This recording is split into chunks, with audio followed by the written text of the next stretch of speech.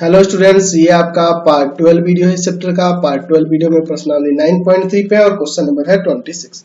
ऐसी दो संख्याएं ज्ञात कीजिए जिनको 3 तथा 81 के बीच रखने पर प्राप्त अनुक्रम एक गुणोत्तर श्रेणी बन जाए। तो ये हमारा जीएम से रिलेटेड क्वेश्चन है, यानी ज्योमेट्रिक मीन से रिलेटेड क्वेश्चन है। हमें इसमें बीच में ऐसे दो संख्याएं रखने हैं ताकि जो अनुक्रम प्राप्त होगा वह जीपी में बन जाए। तो यहाँ पे हम लोग मान लेते हैं, माना वे दो संख्याएं या दो पद जो है, ऐसे भी लिख सकते हैं, या दो पद G1 तथा G2 है। मैं G1 तथा G2 मान लेता हूँ वो दो पद। तो अनुक्रम हमारा क्या हो जाएगा? अनुक्रम जो आपका अनुक्रम निकलेगा जो जीपी में होगा वह जीपी क्या हो जाएगी? वह जीपी वाला अनुक्रम क्या हो जाएगा? 3 G1 G2 और 81, यही ना हो जाएगा। इसमें A का मान 3 दिया है, B का मान 81 दिया है ना। A और B ना मानते हैं इसको। चलिए, तो हम लोग R बराबर फॉर्मूला जानते हैं। R यानी कि सार्व अनुपात निकालने का फॉर्मूला जानते हैं। सार्व अनुपात निकालने का फॉर्मूला जानते हैं। यहाँ N का मान कितना दिया है? दो ही ना पद आपको रखने। तो सार्व अनुपात निकालने का फॉर्मूला मैंने बता रखा है। क्या बता रखा है? B बटा A का पावर 1/n प्लस 1, यही ना मैंने बता रखा है। तो R बराबर हो जाएगा 81/3 का पावर 1/2 प्लस 1। ये 27 हो जाएगा। यहाँ 27 होगा ना जी। और 27 जो होता है 3 का क्यूब होता है।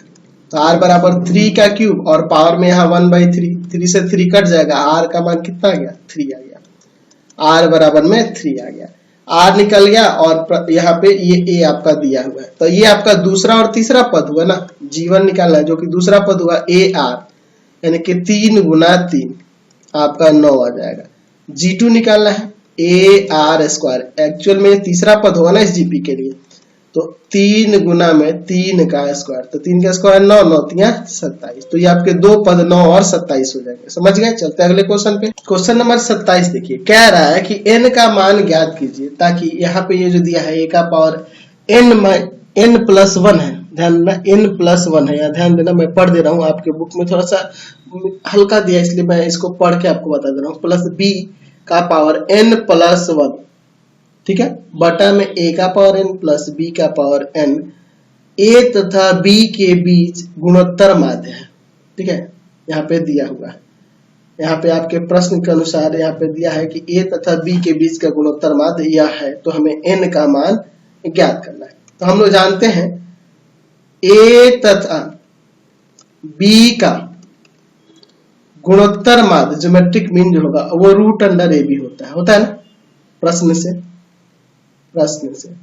आपके क्वेश्चन के अनुसार यह दिया है ज्योमेट्रिक मीन, तो इसके बराबर में उसको कर देते हैं। तो a का पावर n प्लस 1 प्लस में b का पावर n प्लस 1 और बटा में a का पावर n प्लस b का पावर n बराबर में हो जाएगा √√a। ऐसे लिख सकते हैं ना, क्योंकि ये भी ज्योमेट्रिक मीन ही है और ये भी ज्योमेट्रिक मीन ही है।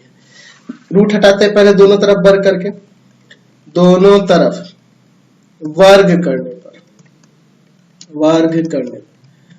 करिएगा तो ऊपर भी स्क्वायर दे देते हैं। a का power n plus 1 plus b का पावर n प्लस 1 का होल स्क्वायर और बटा में a का पावर n प्लस b का पावर n का होल स्क्वायर बराबर में इधर a भी हो जाएगा। रूट हट जाएगा ना जी। चाहे लगा दो, अभी अगली बार में हटा देना। चलिए अब देखिए यहाँ पे a प्लस b का होल स्क्वायर वहां भी और नीचे भी, तो ऊपर हो जाएगा a का power 2n plus 2 plus 2ab, 2 a का power n plus 1 into b का पावर n प्लस 1 और प्लस b का पावर 2n प्लस 2। ठीक है, और नीचे देखिए आपका क्या होगा, a का पावर 2n प्लस 2 a का पावर n, b का पावर n और प्लस b का पावर 2n बराबर में a b हो जाएगा। स्क्वायर से रूट ये हट जाएगा, ये आपको पता है ना। चलिए आगे देखते हैं। यह सारा ले जाकर उधर गुना करते हैं। तो गुना करेंगे, पहले इसको लिख लेते हैं। a का power 2n plus 2 plus 2 a का पावर n प्लस 1 इंटू में b का power n plus 1 plus b का पावर 2n प्लस 2 बराबर में ये जाके उधर गुना करेगा तो देखो क्या होगा, थोड़ा छोटा छोटा लिखते हैं। ये इसके साथ गुना करेगा तो a का power 2n plus 1 into b plus इसके साथ गुना करेगा तो 2 का पावर 2 इंटू ए का पावर n प्लस 1 इंटू में b का पावर n प्लस 1, फिर ये इसके साथ गुना करेगा तो प्लस a इंटू में b का पावर 2n प्लस 1। समझ गए ना, ये जाके इधर गुना कर दिया तो पावर जुड़ गया, यहाँ 1 है। तो चलिए अब अगले स्टेप में देखते हैं। तो देखो ना यह वाला और यह वाला सब सेम है, यहाँ देखते हैं a का पावर 2n प्लस 2 और यहाँ से ये वाले को लाते हैं माइनस a का power 2n plus 1 into b, इसको उधर ले जाते हैं। यहाँ पे क्या है a इंटू बी का power 2n plus 1 minus b का पावर 2n प्लस 2, यहाँ से कॉमन करते एक काम करते हैं a का पावर 2n प्लस 1 कॉमन हो जाएगा तो यहाँ a बच जाएगा एक और यहाँ b बच जाएगा बराबर में। यहाँ पे कॉमन करते हैं b का पावर 2n प्लस 1 तो यहाँ a बचेगा और यहाँ एक b बचेगा, दोनों सेम मिल गया, कट गया।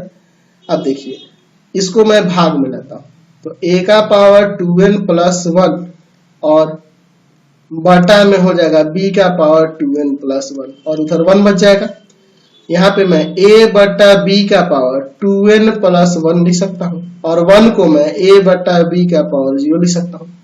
बेस बेस इक्वल तो पावर बराबर हो जाएगा, 2n प्लस 1 बराबर में 0, 2n बराबर में माइनस का 1, n बराबर में माइनस 1/2 आ गया यहाँ से आंसर। समझ गए। चलते अगले क्वेश्चन पे। चलिए क्वेश्चन नंबर 28 देखिए, कह रहा है दो संख्याओं का योगफल इनके गुणोत्तर माध्य का 6 गुना है, तो दिखाइए कि संख्याएं इस अनुपात में है। ठीक है, तो यहाँ मान लेते हैं माना वह दो संख्याएं a तथा b है। अब बताओ a तथा b का गुणोत्तर मान ज्योमेट्रिक मीन क्या होगा, √√ab। प्रश्न में क्या कह रहा है, संख्याओं का जो योगफल है ना, संख्याओं का योगफल वह गुणोत्तर माध्य का 6 गुना है, गुणोत्तर माध्य का 6 गुना है। ठीक है, समझ रहे ना। अब इसको मान लेते हैं समीकरण 1, है ना। अब देखिए इसके बाद क्या करते हैं, मैं इसमें दोनों तरफ वर्ग कर देता हूँ रूट हटाने के लिए। दोनों तरफ वर्ग करने पर देखिए मैं इसको ट्रिकली बनाऊंगा। यहाँ पे a प्लस बी का होल स्क्वायर हो जाएगा और इधर क्या आ जाएगा जी 36ab आ जाएगा, समझे ना, 36ab आ जाएगा। अच्छा अगर मैं कहूँ a माइनस बी का होल स्क्वायर का फॉर्मूला तो आप लिख सकते हो a प्लस बी का होल स्क्वायर और माइनस का 4ab, यह भी फॉर्मूला होता है ना जी। चलिए हो सकता है, चलिए हम लोग फॉर्मूला जानते हैं। तो यहाँ से a माइनस बी का होल स्क्वायर बराबर में यहाँ पे देखो क्या आ जाएगा, a प्लस बी का होल स्क्वायर 36ab है, 36ab माइनस का 4ab। यहाँ से आपका क्या आ जाएगा, a माइनस बी का होल स्क्वायर बराबर में यहाँ पे आ जाएगा 32ab। स्क्वायर को रूट में ले जाते हैं तो a माइनस बी बराबर में प्लस माइनस नहीं लगेंगे, सिर्फ प्लस ही रहेगा। क्यों, क्योंकि यह संख्याएं धनात्मक है। ठीक है, संख्याएं हैं, ज्योमेट्रिक मीन की बात हो रही है इसमें, है ना, और संख्याएं धनात्मक में ही होंगी तो इसलिए प्लस माइनस यहाँ नहीं लगाएंगे, स्क्वायर लगेंगे रूट में तो हो जाएगा √32 और √ab। ठीक है, अब इसके बाद a माइनस बी बराबर यहाँ से क्या आ जाएगा, 32 का रूट 16×32 होता है ना, 4√2 और फिर √ab, यह समीकरण 2 ले जाता है। ठीक है, समीकरण 1 और 2 को जोड़ेंगे तो हमारा a का मान निकल जाएगा। ठीक है, तो लिखते हैं समीकरण 1 तथा 2 से। समीकरण 1 में है a प्लस बी बराबर में, देखो a प्लस बी बराबर में क्या है 6√ab, और ये क्या है a माइनस बी बराबर में यहाँ पे है 4√2 √ab। ठीक है, कोई दिक्कत नहीं है यहाँ पे। यहाँ देखो b से b कट जाएगा, 2a बराबर में 6√ab माइनस का 4√2 √ab।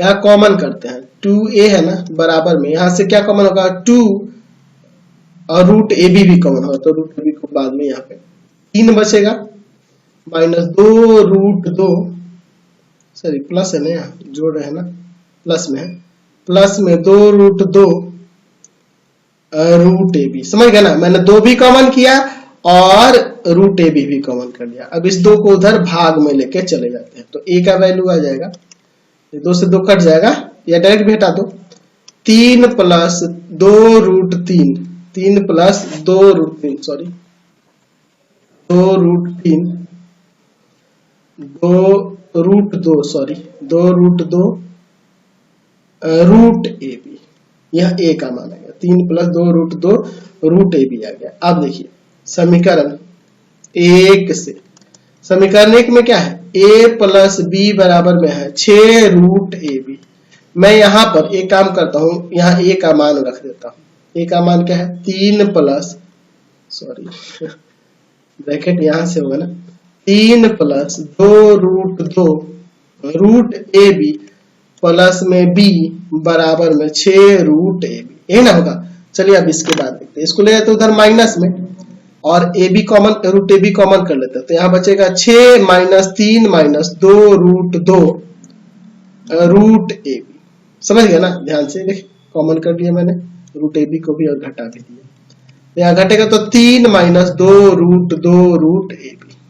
ठीक है, इसलिए ए बट्टा बी, ए और बी का हमें अनुपात ही ना निकालना था, तो 3 प्लस 2 रूट 2 रूट ए बी और बटा में 3 minus 2 root 2 a root A b, तो ये कट जाएगा, यहां से हमें ए और बी का अनुपात मिल गया 3 प्लस 2 रूट 2 अनुपात 3 माइनस 2 रूट 2। यही ना हमें साबित करके दिखाना था, देख लीजिए यही अनुपात हमें साबित करके दिखाना था। चलिए अगला क्वेश्चन है 29 नंबर, यदि a तथा g दो धनात्मक संख्याओं के बीच के क्रमशः समांतर माध्य और गुणोत्तर माध्य हो तो सिद्ध करना है कि संख्याएं यह होंगी, एक बार प्लस में या एक बार माइनस में। चलिए हम लोग देखते हैं, तो मान लेते हैं, माना वह दो संख्याएं, दो धनात्मक संख्याएं, ठीक है, दो धनात्मक संख्याएं a तथा b, दो धनात्मक संख्याएं क्या है हमारी, a और b है। तो यहाँ पे दिया है a जो है कैपिटल A, ये क्या है, उनका समांतर माध्य है, इन दोनों संख्याओं का समांतर माध्य, यानी a बराबर में a प्लस बी बाई 2, और g जो है ना उन दोनों संख्याओं के क्या है जी, उन दोनों संख्याओं के गुणोत्तर माध्य है, यानी कि रूट अंडर a। ठीक है, ये समीकरण 1 और ये समीकरण 2। समीकरण 1 को वर्ग करके समीकरण 2 के वर्ग में, समीकरण 2 के वर्ग जैसे कर देते हैं, समीकरण 1 तथा समीकरण 2 के वर्गों का अंतर ऐसे कर सकते हैं, समीकरण 1 तथा समीकरण 2 के वर्गों का अंतर। अब कहोगे कि सर वर्ग क्यों कर रहे हैं, वर्गों का अंतर, तो हमें देखने को इसमें मिल रहा है एक चीज, यहाँ पे देखो, अगर एक बार प्लस में एक बार माइनस में, इंटू होगा a square minus ji square होगा, तो वर्गों का अंतर लिया होगा तभी नहीं आया होगा, इसीलिए मैं यहाँ ले रहा हूँ a square minus ji square, इधर हो जाएगा a प्लस बी बाई 2 का स्क्वायर, ठीक है, और यहाँ हो जाएगा रूट अंडर ए बी का स्क्वायर, यही ना होगा आपका।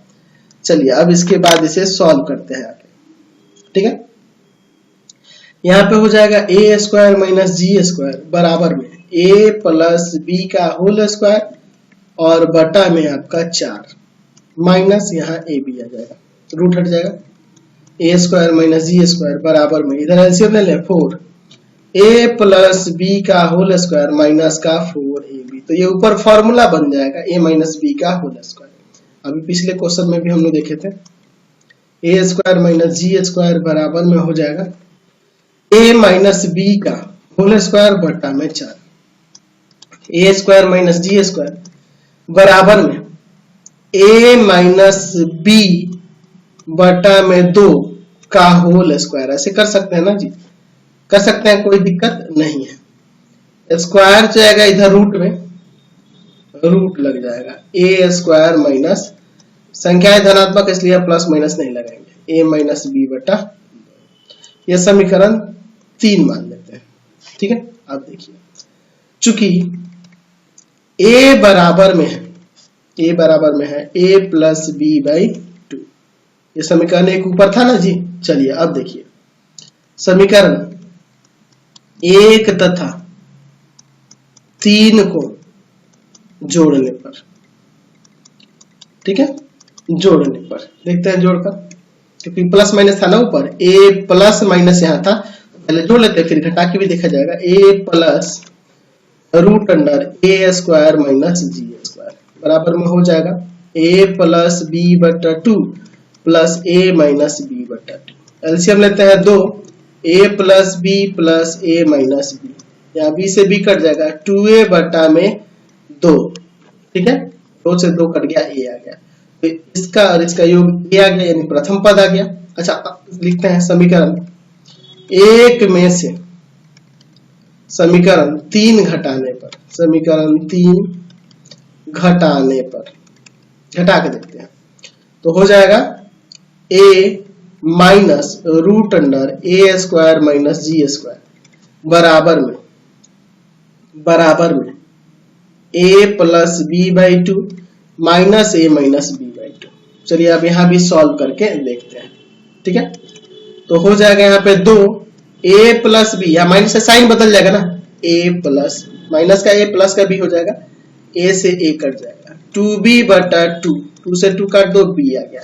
तो यहाँ हमने देख लिया ना, इसलिए a plus root under A square minus ji square था, तो उसको a plus G A minus G लिख दो, a plus G A minus जी बराबर में आ जा रहा है a, और तथा a minus root under a plus ji into में a माइनस जी बराबर में आ जा रहा है b। तो हमें ये ना दिखाना था कि a plus minus root under a plus ji into a minus G वो संख्याएं हैं, तो वही ना संख्याएं आ जा रही है, समझ गए। चलिए अगला क्वेश्चन देखते हैं। क्वेश्चन नंबर 30 देखिए, सिंपल सा क्वेश्चन दिया है, कह रहा है किसी क्लवर में बैक्टीरिया की संख्या प्रति घंटे पश्चात 2 गुनी हो जाती है, मतलब 1 घंटा पश्चात 2 गुना हो जाएगा। अगर 10 गो है तो 1 घंटा पश्चात 20 गो हो जाएगा, 20 गो है तो 40 गो हो जाएगा। यदि प्रारंभ में उन बैक्टीरिया की संख्या 30 थी, तो बैक्टीरिया की संख्या दूसरे, चौथे और n घंटे बाद क्या होगी।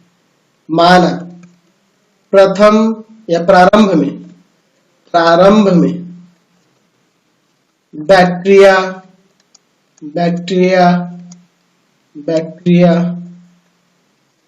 की संख्या या उपस्थिति जो है वह कितनी ही 30 थी। अच्छा प्रत्येक घंटे में 2 गुना हो रहा है, यानी आर दिया है 2 गुना, ठीक है। तो दूसरे घंटे में पूछ रहा है कितनी होगी,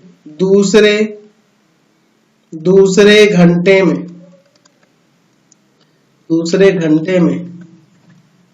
बैक्टीरिया की संख्या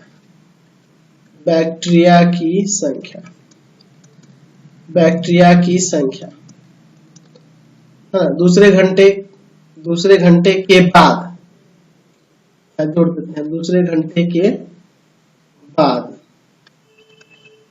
बैक्टीरिया की संख्या कितनी हो जाएगी। तो दूसरे घंटे के बाद यहाँ पे हो जाएगा आपका 1 घंटा बीता तो आपका AR, और 2 घंटा बीता तो यहाँ पे हो जाएगा AR स्क्वायर, यानी कि 30 गुना में 2 का स्क्वायर, 2 का स्क्वायर 4 और 4 के 12, 120 हो जाएगा। क्या कह रहा है फिर चौथे घंटे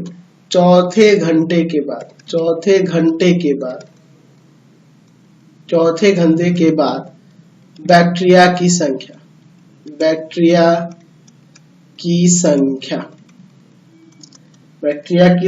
तो चौथे घंटे मतलब 4 घंटे बीत जाएंगे, यानी 5वें घंटे में, है ना, यानी कि यहाँ पे हम लोग लगा देंगे, देखो दूसरे घंटे का था तो AR स्क्वायर होगा, तो चौथे घंटे के बाद का है, यानी कि 5वां पद समझो, जीपी से समझो, इसका 5वां पद AR का पावर 4, 30 गुना A का R का वैल्यू है 2 का पावर 4, 16 3 48, 480 आ जाएगा।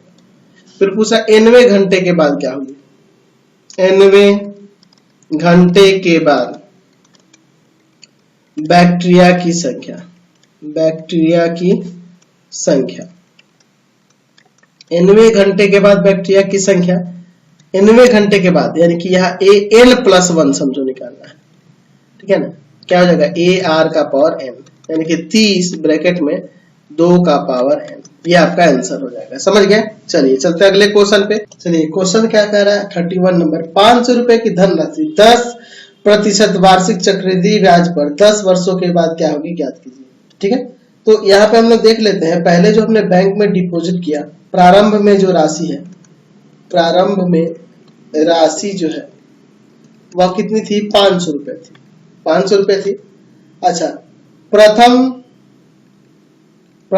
वर्ष के अंत में राशि कितनी हो जाएगी, तो जितनी थी उसकी 10% बढ़ जाएगी, जितनी थी उसकी 10% बढ़ जाएगी। तो 500 ब्रैकेट में 1 प्लस क्या होता है फॉर्मूला, अमाउंट बराबर जानते हैं ना, P ब्रैकेट में 1 प्लस R बाई 100 का पावर T टाइम। तो 1 प्लस क्या हो जाएगा, 10 बटा में 100, देख रहे हैं ना, 10% दिया है और पावर में 1, प्रथम वर्ष की बात करें, ये कट जाएगा एक 0। 500 ब्रैकेट में 1 प्लस 0.1 यानी कि 500 गुना में 1.1 रुपए, गुना करके जो आएगा वो 12 रुपए। अच्छा, द्वितीय वर्ष के अंत में जो राशि होगी वह कितनी हो जाएगी, तो यही फॉर्मूला हो जाएगा, 500 ब्रैकेट में 1 प्लस, यही आएगा ना, यही आएगा 0.1 का पावर 2 हो जाएगा, समझ गए ना, यानी कि 500 इंटू में 1.1 का पावर 2। तृतीय वर्ष के अंत में राशि जो होगी वह क्या हो जाएगी, तो वही 500 इंटू में 1.1 का पावर 3 हो जाएगा। इसी तरह से 10 वर्षों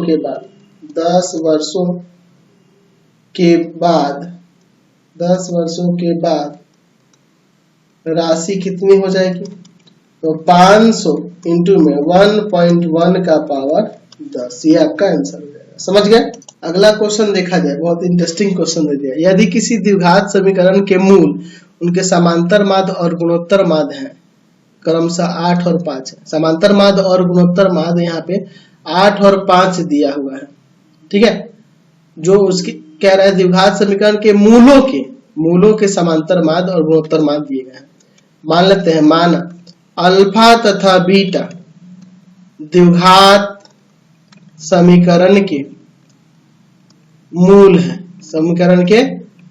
है, तो इनके समांतर माध्य यानी अल्फा प्लस बीटा बटा 2 बराबर में 8 है, यानी अल्फा प्लस बीटा यानी शून्यकों का योग हो जाएगा 16, ठीक है। और alpha into beta, root under alpha into beta, यह हम लोग अर्थमेटिक मीन की बात कर रहे हैं और यहाँ हम लोग ज्योमेट्रिक मीन की बात कर रहे हैं। तो रूट अंडर ए बी हो जाएगा, अल्फा बीटा हो जाएगा जो कि आपका 5 है। यहाँ से अल्फा बीटा बराबर में स्क्वायर करेंगे दोनों तरफ तो 25 आ जाएगा। तो हमें द्विघात समीकरण निकालना था, द्विघात समीकरण तो हो जाएगा एक्स स्क्वायर माइनस शून्यकों का योग इंटू में एक्स और प्लस अल्फा बीटा यानी शून्यकों का गुणनफल बराबर 0, यही ना होता है। एक्स स्क्वायर माइनस का 16x और प्लस का 25 बराबर में 0, ये आपका द्विघात समीकरण निकल गया। तो ये आपका एक्सरसाइज कंप्लीट हो गया पूरी तरह से। आपको हमारे 3 चैनल को सब्सक्राइब करना होगा। पहला है पाथफाइंडर क्लासेस छपरा, जिसपे आप अभी पढ़ रहे हो। दूसरा है भारती भवन रविकांत सर,